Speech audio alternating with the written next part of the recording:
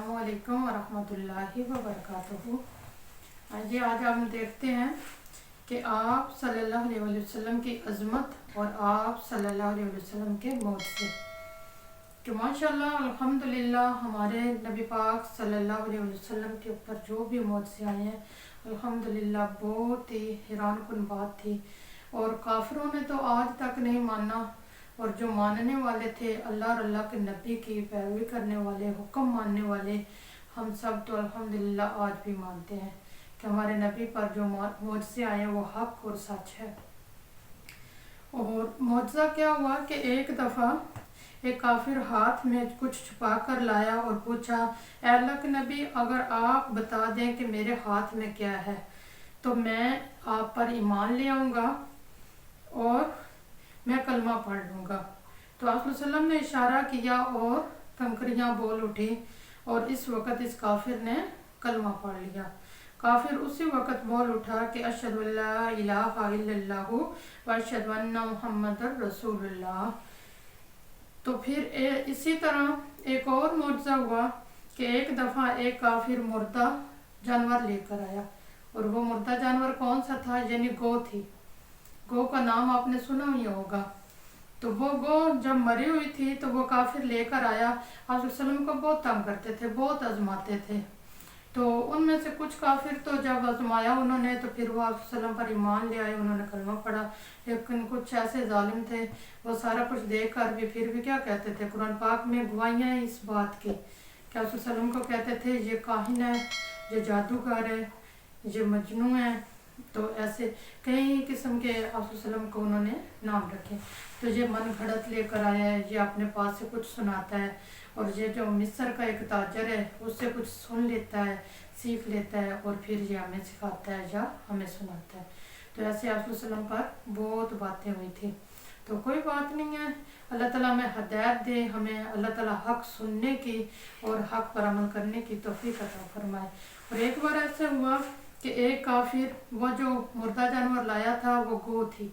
तो गौ जानवर जो लाकर सामने रखा और कहा कि अल्लाह के नबी अगर आप बता दें, यानी उसने भी छुपाया हुआ था जानवर कि आप वसल्लम के सामने नहीं किया, और छुपा कर कहा कि आप बताएं मेरे पास क्या है, तो अगर आप बता देंगे तो मैं कलमा पढ़ लूँगा। तो आप वसल्लम ने जब इशारा किया उसके हाथ की तरफ जहाँ उसने वो चीज़ कपड़े में छुपाई हुई थी, तो वो जानवर जिंदा हो गया।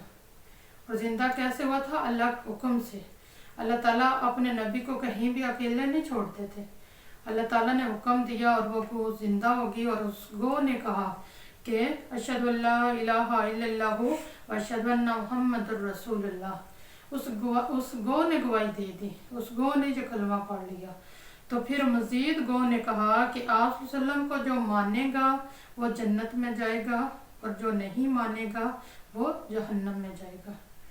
तो अब गौर करने की बात तो ये है कि हमने देखना है कि हमने अपनी ज़िंदगी में अल्लाह के नबी को कितना माना, उनकी बातों पर कितना यकीन किया, उनके लाए हुए हक़ को हमने कितना सुना और कितना अमल किया, कितना सीखा, इस दीन इस्लाम के लिए हमने कितनी कोशिश की।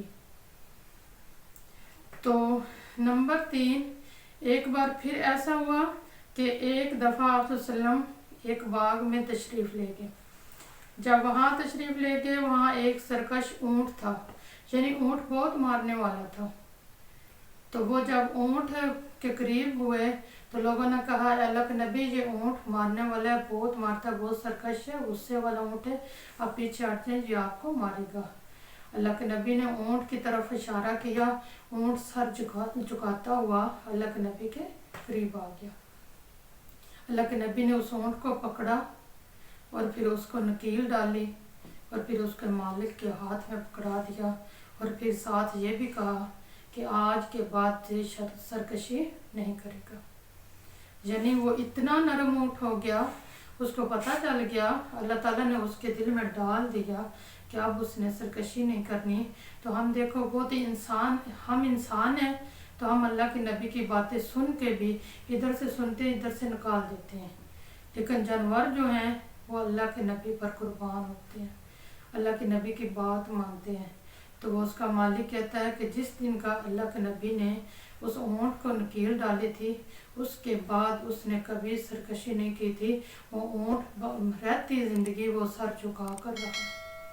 سبحان اللہ، یہ تھے معجزے اللہ کے نبی کے ساتھ۔ جتنے بھی معجزے آئے ہوئے ہیں وہ ہم ان کو شمار نہیں کر سکتے۔ تو اس لیے کہتے ہیں کہ اللہ تعالیٰ نے جو آپ وسلم کو بھیجا، رحمت اللہ عالمین بنا کر بھیجا، وہ سارے جہانوں کے لیے رحمت بن کے آئے ہیں۔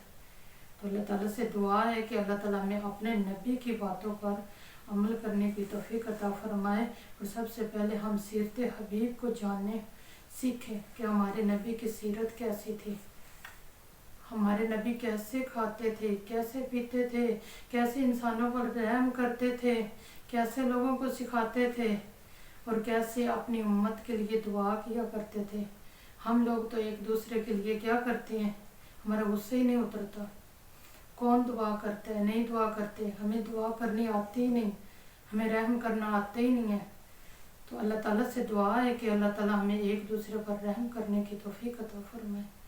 وآخر دعواہم ان الحمد للہ رب العالمین۔